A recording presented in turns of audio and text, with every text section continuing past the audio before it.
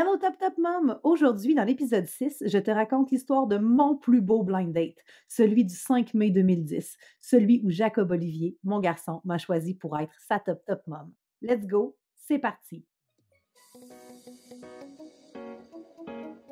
Bienvenue sur ton balado Feel Good du Motherhood. Top Top Mom et compagnie, parfois drôle, parfois touchant, mais certainement toujours pertinent et inspirant. Il n'y a pas un meilleur son pour t'accompagner pendant une sieste poutine ou pour te rappeler que la meilleure des mères pour ton enfant, c'est toi. Donc, je le sais très bien que ce 6e épisode coïncide drôlement avec le temps des fêtes qui s'approche. Donc oui, j'ai pensé faire un épisode de balado pour vous outiller pour le sommeil et le temps des fêtes, comment on gère ça, les réveillons, les siestes, la famille, etc. Mais comme je suis d'avance sur le sujet et qu'il y a beaucoup de contenu déjà sur ce sujet-là, sur notre chaîne YouTube, sur notre blog, bref, je me suis dit que je sortais quand même de la thématique du temps des fêtes pour m'amuser un peu, parce que de toute façon, vous le savez très bien, qu'en janvier, si vous avez des défis sommeil qui se sont pointés le bout du nez pendant cette période festive-là, on sera là pour vous aider. Alors aujourd'hui, j'ai choisi un sujet assez léger que moi je trouve merveilleusement fantastique et qui est en lien peut-être avec le prochain épisode qui s'en vient. Je ne vous spoil pas notre prochaine invitée, mais ça m'a fait réaliser au cours de cette entrevue-là à quel point moi, accoucher, c'était pas vraiment quelque chose que je souhaitais faire. Je voulais devenir maman, mais mon accouchement a été quelque chose de tellement anxiogène. Puis finalement, ça s'est quand même relativement bien passé. Puis, mais c'est ça, mon invité de l'épisode suivant a réussi à me faire voir qu'effectivement, l'accouchement, c'était quelque chose de très puissant et quelque chose de très beau. J'ai décidé de vous offrir, c'est par l'épisode numéro 6, mon récit de mon accouchement à la mexicaine parce que, ben, c'est sûr et certain que tous les accouchements sont spéciaux et on a tout quelque chose d'unique, mais le fait juste d'accoucher dans une autre langue qui n'est pas la tienne, moi, je trouve que c'est déjà un défi en soi. Donc, puis je trouve que ce récit-là mérite du moins d'être dans les annales de Bedaine urbaine parce que ça fait partie aussi de mon périple, ça fait partie d'une époque où je vivais au Mexique, puis ça fait aussi partie prenante de l'histoire de mon beau garçon Jacob Olivier. Donc, peut-être un jour aura la chance d'écouter cet épisode-là et de comprendre à quel point, non seulement je ne voulais pas accoucher, mais à quel point c'est très flamboyant comme accouchement, en même temps avec ma flamboyante personnalité. On ne peut pas s'attendre à moins, n'est-ce pas? Donc, sans plus attendre, on commence ça. Vous allez voir que mon plan de naissance a rapidement pris de bord. J'avais fait effectivement des cours prénataux à l'époque, mais entre autres, là, le fameux ballon d'exercice là, qui semblait très important, sur lequel je pensais m'asseoir, vivre mes contractions, me concentrer. Écoutez, juste ça, ça a été l'enfer parce que le ballon rentrait pas dans l'auto. Il a fallu le dessouffler. On est arrivé à l'hôpital. On n'avait pas la pompe pour le regonfler. Son père puis moi qui commençait à s'ostiner parce qu'on n'avait pas vraiment besoin du ballon. Et finalement, je n'ai même pas regardé le ballon pendant tout le temps que j'ai été à l'hôpital. Donc, des petits détails comme ça que j'espère, soit tu vas me comprendre, soit tu vas te retrouver dans mon histoire ou juste te faire rire. Let's go, ça part. Donc, avant de commencer, oui, effectivement, j'étais au Mexique à l'époque et puis j'avais le désir de devenir maman, mais tu sais, sans nécessairement plus vouloir devenir maman que ça. Je prends à l'époque la contraception, la pilule, comme on dit en bon québécois. Donc, tu sais, c'était clairement pas quelque chose qui était prévu dans les plans à court terme. Et puis, un matin, j'ai mal dans le dos. J'ai mal dans le dos. Je suis convaincue que c'est une infection urinaire qui est pognée direct dans mes reins. J'ai vraiment mal dans le dos, donc je me présente au Mexique. Mexique, système de santé assez efficace quand tu as des sous pour le payer. Hein. À l'époque, c'était 500 pesos. Fait que là, si on parle de 500 pesos, aujourd'hui, avec le taux de change, 35 pour une consultation à l'urgence. Puis, à l'époque, à l'hôpital Le Millennium, écoute, je pense que j'ai attendu 17 secondes avant qu'on me voie. Puis, j'ai eu le résultat de mes prises de sang, je pense, en l'espace d'une heure. Donc, finalement, mon mal de dos s'est transformé en « vos reins sont très beaux, cependant, vous êtes enceinte ». J'ai 23 ans à l'époque, je prends la pilule contraceptive. Donc là, il y a comme un genre de blackout qui s'est installé à l'époque. Je vais toujours m'en souvenir dans le petit bureau assis, puis là, il me donne tout plein de pamphlets, puis là, il me parle d'une gynécologue. Puis là, ça part. Puis là, je me dis: «Là, je suis toute seule» parce que moi, je suis convaincue que j'ai cherché des antibiotiques et non pas que je commence, sans plus attendre et sans vraiment avertissement, ma vie de nouvelle maman.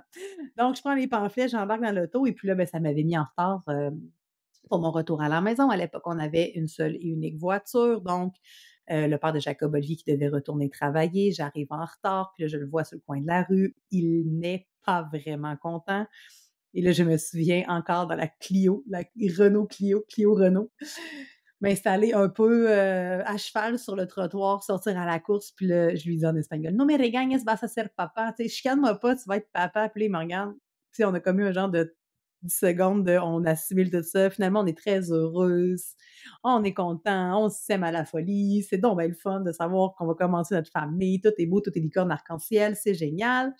Et à l'époque, j'avais choisi à l'intérieur de ces nombreux pamphlets-là, moi, j'avais choisi la doctora Judith. La doctora Judith qui a sans aucun doute le plus beau bureau de gynécologie que je n'ai jamais vu de ma vie. Tout est blanc, immaculé, c'est propre, c'est spacieux, c'est dans une tour avec un ascenseur vitré. En tout cas, c'est beau, c'est beau. Puis là, justement, on arrive avec la doctora Judith qui est belle, elle aussi, toute distinguée, avec sa belle chemise propre, au lamp, puis en tout cas, tu sais, ça inspire le good vibe. Puis là, il n'y a pas d'histoire d'horreur dans mon histoire, c'est juste vraiment du drôle. Donc, ça continue comme ça.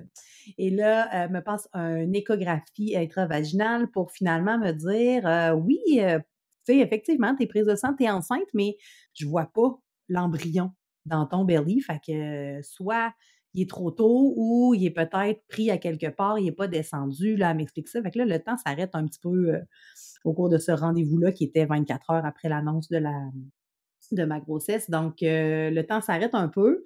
Puis elle me dit: «Ouais, elle dit, faudrait que tu reviennes lundi, puis si on le voit pas, ben là, effectivement, il va falloir penser t'opérer. C'est peut-être une grossesse utopique, utopique. Je suis pas médecin, prenez-moi pas sur le mot. Je le sais pas. De toute façon, tu sais exactement de quoi je parle, top, top mom». Donc, là, je suis enceinte, mais là, finalement, on n'a pas vraiment des bonnes nouvelles pour le moment. Donc, là, moi, je prends Skype à l'époque. Hey, on revient quand même d'une treizaine d'années. Donc, je prends Skype.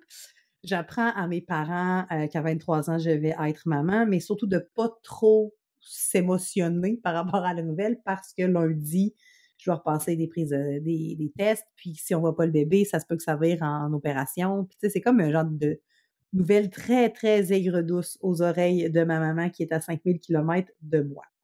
Donc, mon histoire commence comme ça. Finalement, vous le savez, aujourd'hui, je vous ai vendu le punch, mon garçon est né. Donc, vous savez bien que finalement, ce n'était pas une grossesse, j'ose plus dire le mot, ectopique.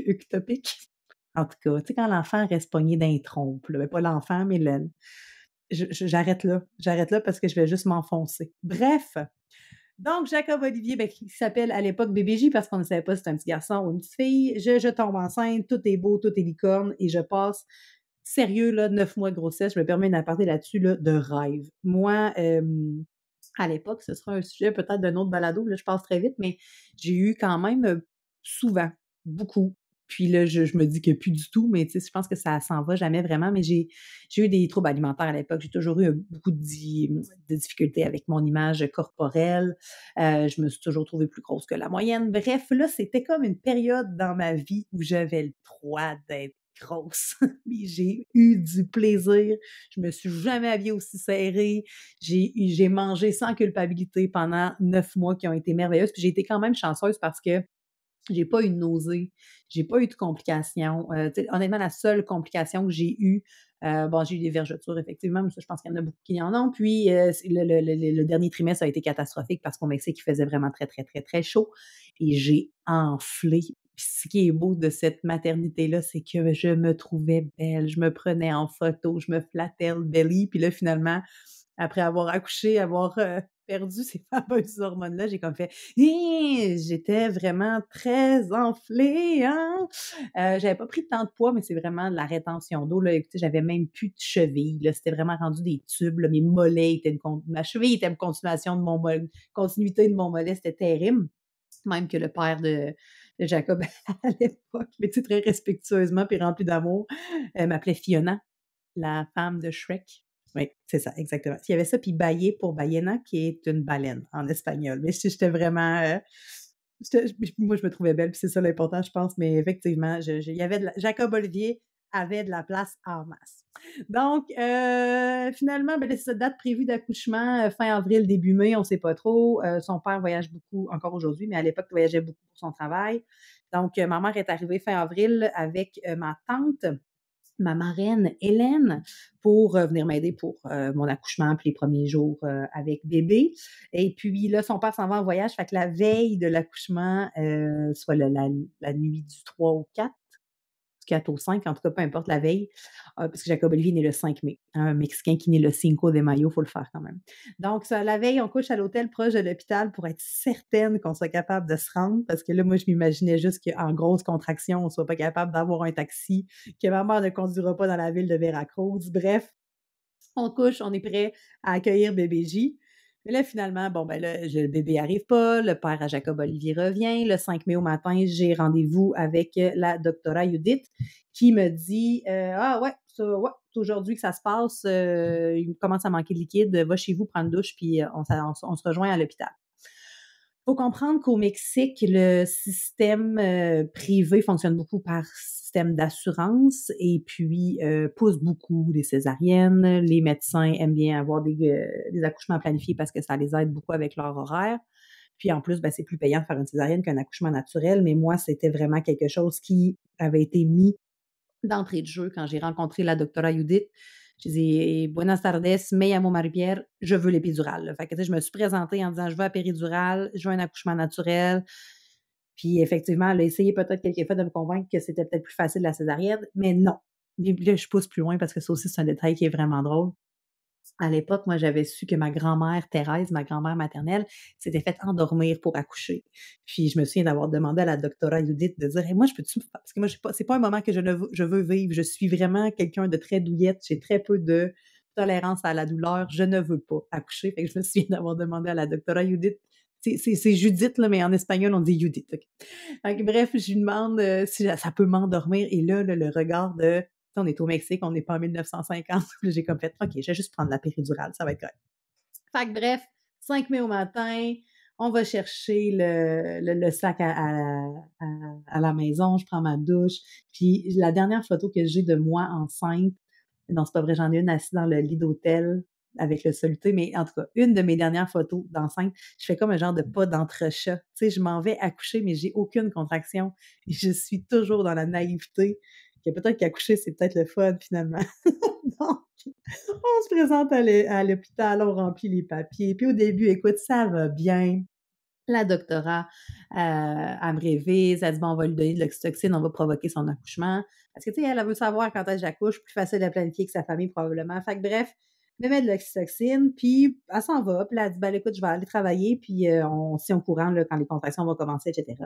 Puis je me souviens très bien à l'époque avec ma marraine puis ma mère, on fait des blagues parce que on chantait Et c'est pas fini, la fameuse tune, là, je la chante pas pour les droits d'auteur, mais aussi parce que je chante très mal. Fait que là, on chantait la chanson de Star Academy, puis je me souviens très bien là, de dire, ma mère est au bout du lit, puis ça, hey, si c'est ça à coucher, je vais devenir mère porteuse.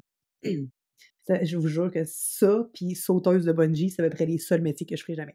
Donc, au début, ça se passe très bien et à un moment donné, ben, ça va tellement bien que ma tante et ma mère se disent, on va aller se chercher à dîner, on va remonter après. Écoute, ils sont jamais rentrés dans la chambre après le dîner. Quand ils sont rentrés, là, ça commençait vraiment à faire mal et je leur ai lancé un regard silencieux qui voulait tout dire et j'ai pointé la porte. Et ça voulait dire, ça me tente plus de voir personne, là, ça fait mal, j'ai plus de plaisir. Le père de Jacob, qui était reparti travailler le 5 mai, a été appelé je pense que tu peux t'en venir, là, je pense que ta femme a besoin de toi. Donc, là, j'ai plus ma mère, j'ai plus ma belle-mère non plus, ma tantine sont à l'extérieur, là, il reste juste le père de Jacob Olivier. Et là, quand on me demande combien j'ai mal sur 10, je suis rendue à 82. Là, je suis intenable. Je me sens pris de partout. J'ai le soluté dans la veine du poignet gauche qui me gosse. Là, il n'y a plus rien qui va. Là. Puis là, je commence à être semi-agressive avec tout le monde. Le père de Jacob Olivier qui rit nerveusement se mérite une trollée de choses pas vraiment le fun à entendre, même en espagnol. Parce que, tu sais, il faut se souvenir à l'époque que mon espagnol est quand même on point. Là, ça fait quand même quelques années que j'habite là. Fait que je suis assez fluente dans j'ai besoin de dire quelque chose et ça sort en espagnol. Fait que bref, le médecin résident rentre dans la chambre, il dit oui, il dit là, écoutez, inquiétez-vous pas, madame, on essaye, on essaye de trouver la doctora. Et là, moi, d'un ton, j'allais dire passif-agressif, non, il y a juste de l'agressivité dans mon ton. Comment ça, vous essayez de trouver la docteure? La docteure n'est pas en bas en train de m'attendre, les bras ouverts, elle me dit pouce, tout est merveilleux, tout est terminé, tu sais.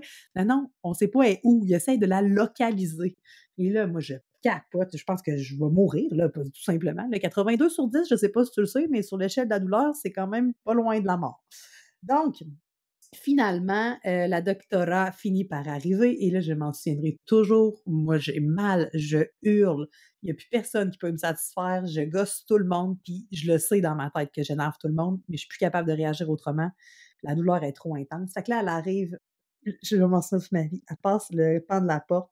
Elle a des pantalons blancs, une chemise Burberry. Elle est en talons hauts. Elle rentre dans la chambre de moi qui hurle. Puis hurler, c'est même un mot trop faible pour à quel point ceux qui me connaissent personnellement me disent toujours que j'ai pas la voix très faible, là, ben fais fois deux, OK? Fait que là, elle rentre, puis là, elle me regarde. Hola, amiguita! Bonjour, mon amie! Ma petite amie! Hey man, je suis en train de mourir. T'étais où? Fait que bref, elle rentre, puis là, elle me révise. Ah oui, 8 cm, dilaté, parfait. On va taper les pieds, bander les pieds, là, au Mexique, ils font ça. Je sais pas, peut-être plus pratique, courante au Québec, mais en tout cas, au Mexique, il y a 13 ans. Ils m'ont bandé les pieds et puis elle me dit on va descendre en bas au quirófano parce que la salle d'accouchement n'était pas sur le même étage que le troisième étage qui était la maternité. Donc, bref, là, il commence à s'occuper de moi, puis là, je l'entends, elle prend son téléphone et là, elle cherche un anesthésiste. Là, vous avez compris qu'on a cherché la docteure et là, vous comprenez que moi, à 82 sur 10, je comprends qu'il n'y a pas d'anesthésiste. Et là, moi, pour avoir suivi des cours prénataux, mais peut-être qu'il y avait une partie en espagnol que j'ai pas compris. Bref, moi, j'étais convaincue que la douleur de l'accouchement, c'était vraiment quand l'enfant sort avec sa grosse tête par un aussi petit trou qui, oui, a dilaté, mais qui reste quand même un petit trou, tu sais. Et là, finalement, pour finalement réaliser, une fois tout ça terminé, qu'est-ce qui fait mal? Ces contractions à la seconde où excusez-moi la vulgarité, mais qu'on t'ouvre les jambes et qu'on te dit de pousser habituellement, c'est plus une délivrance qu'autre chose, tu sais. Donc là, moi, je comprends pas ça. Là, moi, je suis convaincue que la partie qui s'en vient est la pire. Et là, je comprends qu'il n'y aura pas d'anesthésiste parce que le téléphone se termine par ah oui, là, tout c'est ça est en espagnol, mais là, je veux le faire en français pour la légèreté d'écouter le truc. Ah oui, tu n'étais pas disponible. Ben non, écoute, on se reprend. Ben oui, prends soin de toi. Fait que là, moi, je comprends qu'elle est en train d'appeler l'anesthésiste, que l'anesthésiste ne peut pas venir. Fait que là, moi, j'ai toujours pas de péridurale, et pourtant, péridurale est mon nom de famille, là, on s'en souvient. C'était la seule chose que je voulais, c'était vraiment de pas sentir mon accouchement.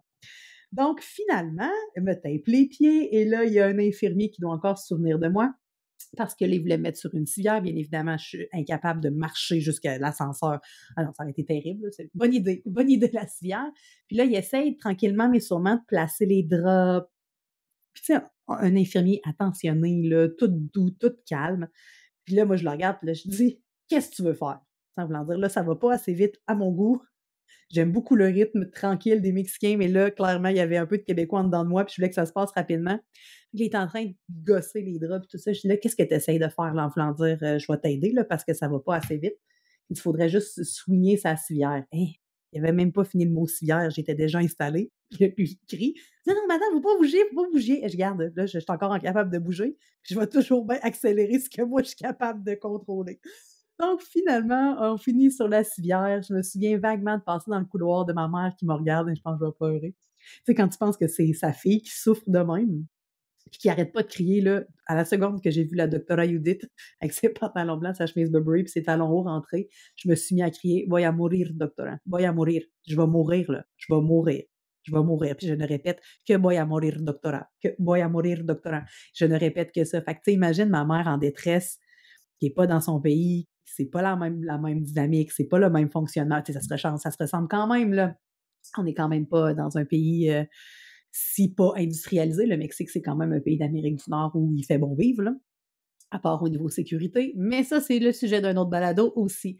Fait que là, je me souviens d'avoir vu puis de comme impuissante, tu sais, de dire: «J'aimerais ça prendre ta douleur», mais en même temps, je l'ai vécu 2 fois, fait qu'arrange-toi donc avec tes skis, Marie-Pierre, puis va t'en coucher au sous-sol. Donc on descend en bas, puis là, je me souviens, le père à Jacob, vidéo que j'ai jamais retrouvée d'ailleurs, là, c'est une cassette vidéo, il avait pris le temps de filmer Jacob Olivier les premiers moments où il s'étire, où il mesure.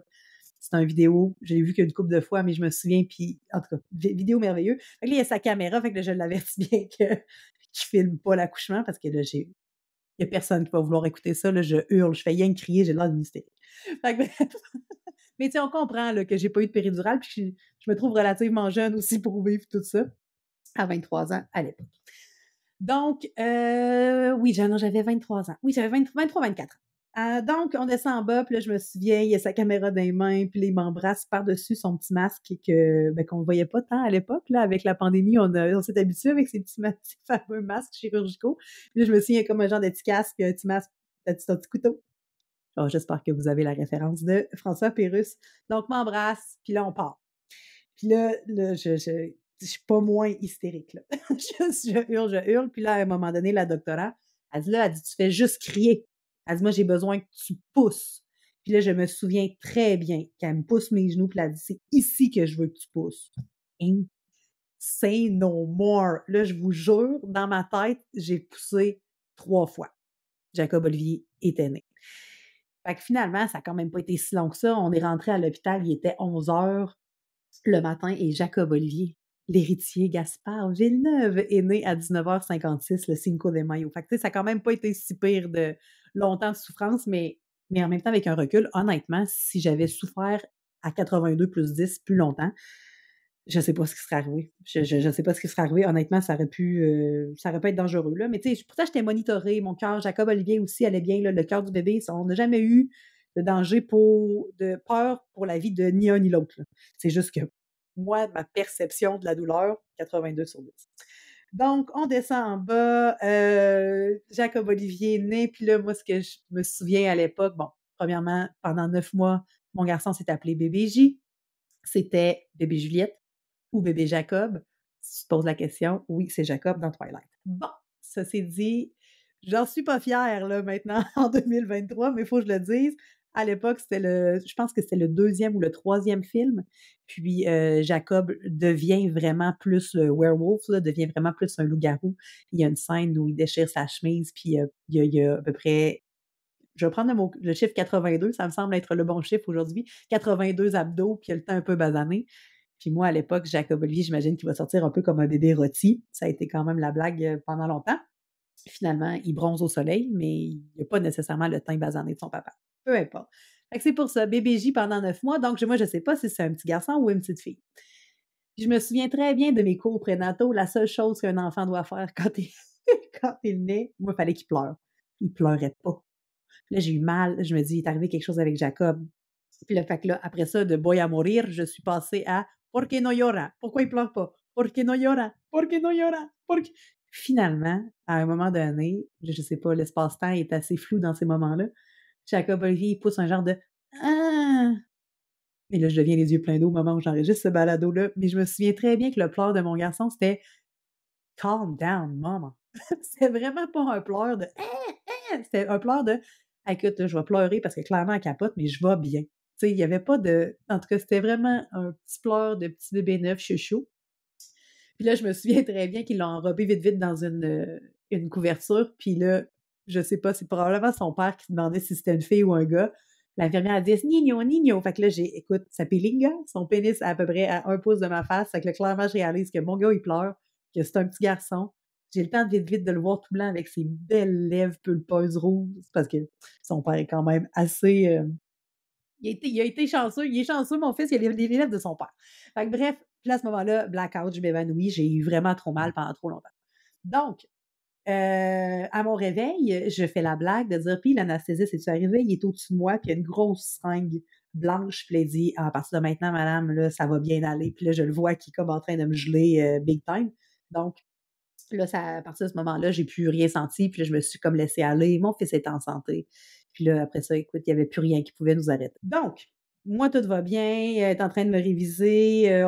Après ça, on me sort on me sort du quirófano, de la salle où les accouchements se font, puis là, on me laisse reprendre un peu mes airs aussi parce que je pense qu'avec un recul, les gens ont réalisé à quel point j'ai peut-être été à 82 sur 10 trop longtemps. Tu sais, je pense que la doctorat, elle a regretté de ne pas être partie, mais avec un après ça, parce qu'on a eu des rencontres, postnatales, bien entendu, puis tu sais, elle dit: «Moi, je pensais jamais que ça allait déclencher aussi vite que ça». Elle dit: «Moi, je pensais que tu en avais pour au moins 24 heures, là».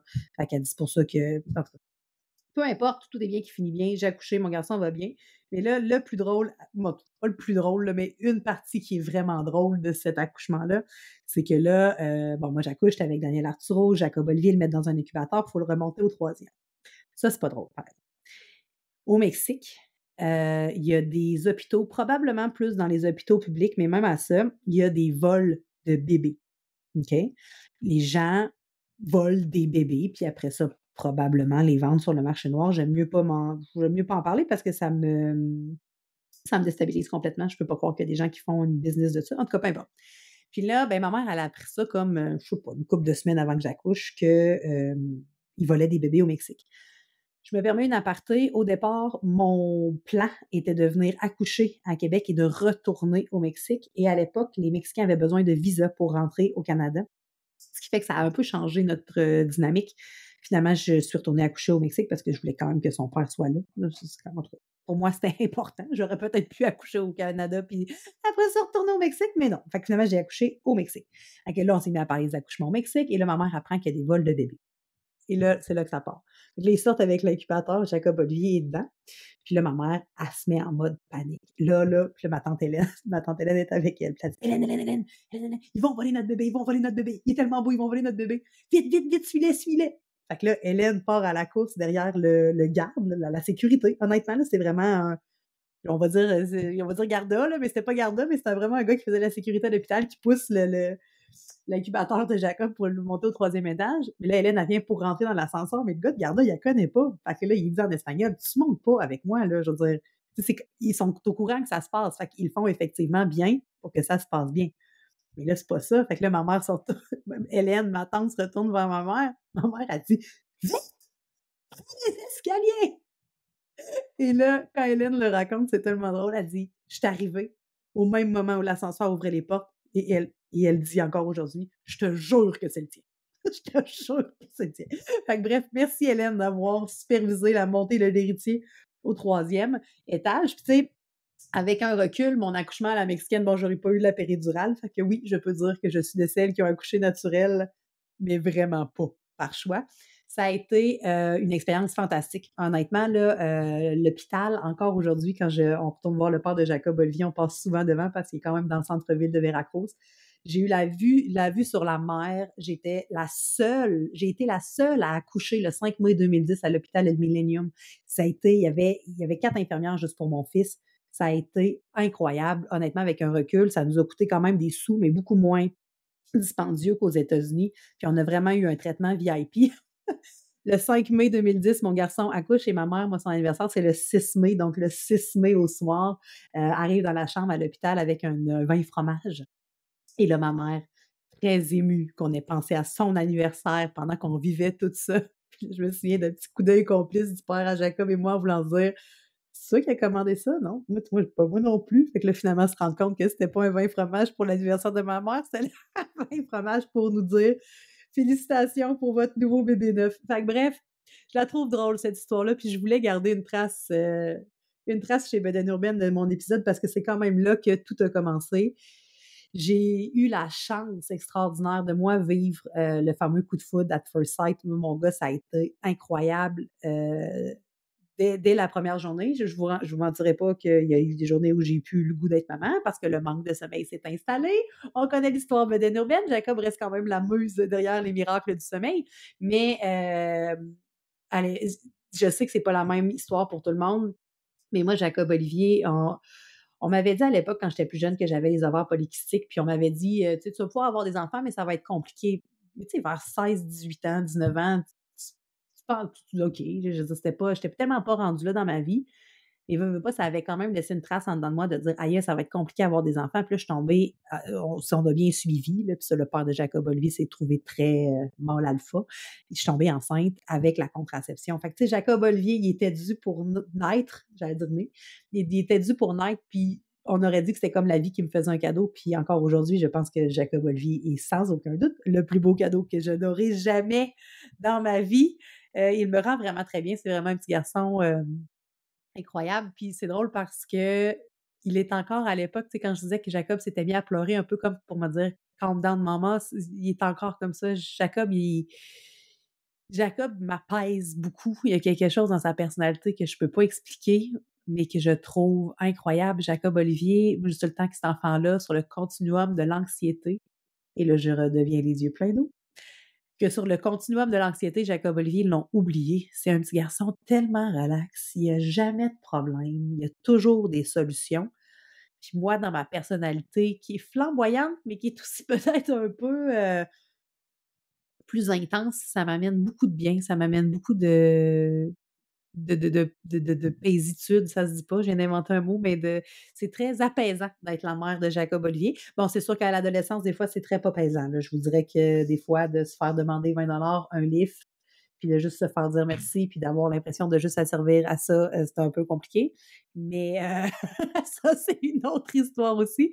Mais somme toute, Jacob Olivier est arrivé dans ma vie comme un cadeau du ciel. Puis moi, pendant 9 mois de grossesse, je disais tout le temps, moi, je veux un bébé en santé. Je pense que c'est un classique de maman de se rappeler que l'important, c'est qu'on veut un enfant en santé. Mais je disais tout le temps aussi que j'aimais mieux acheter des poupées que des camions. Puis si Jacob, t'écoutes ça un jour, je veux que tu saches que j'ai eu du fun en tabarnouche à parler de super-héros, de dinosaures. Tu m'as amené dans un autre univers que je ne connaissais pas du tout parce que moi, j'ai une grande sœur, ma sœur a 2 filles. Fait que Jacob Olivier, c'est aussi un peu le seul enfant garçon de la famille Villeneuve. Tu nous as fait vivre des affaires tellement tripantes, mon gars. Il y a beaucoup de parents, puis là, encore là, ma mère arrête pas de dire « Hey, t'es au début de l'adolescence, arrête de dire ça », mais en tout cas, au moment où j'enregistre ce podcast-là, cet épisode de balado-là, je peux te dire que tu es encore plus haute que ce que moi j'aurais espéré, puis même ce que moi, comment je te voyais, petit bébé, grandir puis évoluer. Tu pètes le show, tu es encore plus haute que ce que moi j'aurais espéré, puis ça me fait vraiment plaisir de te voir grandir en santé, intelligent et beau comme un cœur. Donc, c'était le récit de mon accouchement à la mexicaine que, malgré toute cette aventure, je recommencerai demain matin juste pour avoir la chance de poser mes yeux sur mon fils adoré qui est Jacob Olivier. Mais dans le prochain épisode que je t'invite à ne pas manquer, tu vas comprendre que ça aurait pu être beaucoup plus smooth si j'avais eu les bons outils. Donc, je ne pense pas avoir à revivre un accouchement puisque ma famille est terminée, du moins pour le moment où j'enregistre ce balado. Des fois, la vie est remplie de surprises, mais bon, à 38 ans, des fois, il faut savoir accepter qu'il y a des choses qui sont du passé. Je dis pas que 38 ans, j'aurais pas un premier enfant, là, si j'avais pas d'autres enfants, mais en même temps, la liberté que je peux avoir aujourd'hui avec un garçon qui grandit, ça m'invite à mieux repenser aux fameuses nuits blanches et puis à toute la fameuse aventure qu'est le 0-5 ans. Mais je peux aussi vous dire que l'invité de Marc, qu'on a invité sur le prochain balado, le prochain épisode, l'épisode 7, m'a fait réaliser à quel point on avait une mauvaise perception. Qu'est-ce qu'est un accouchement? On avait une version très hollywoodienne de ça crie, ça hurle, ça fait mal, et que pourtant, ça pourrait être beaucoup plus smooth quand on a le bon accompagnement. Donc, reste à l'affût. Tu ne veux pas manquer le prochain épisode de Top Top Mom et compagnie. Hey Top Top Mom, tu viens tout juste d'écouter un épisode du balado Top Top Mom et compagnie. Si tu as aimé cet épisode, donne-nous une dose de love en nous accordant la note parfaite de 5 étoiles ou encore mieux, écris-nous un petit mot en commentaire. Merci infiniment d'être aussi top et je te dis à très bientôt pour un prochain épisode de Top Top Mom et compagnie.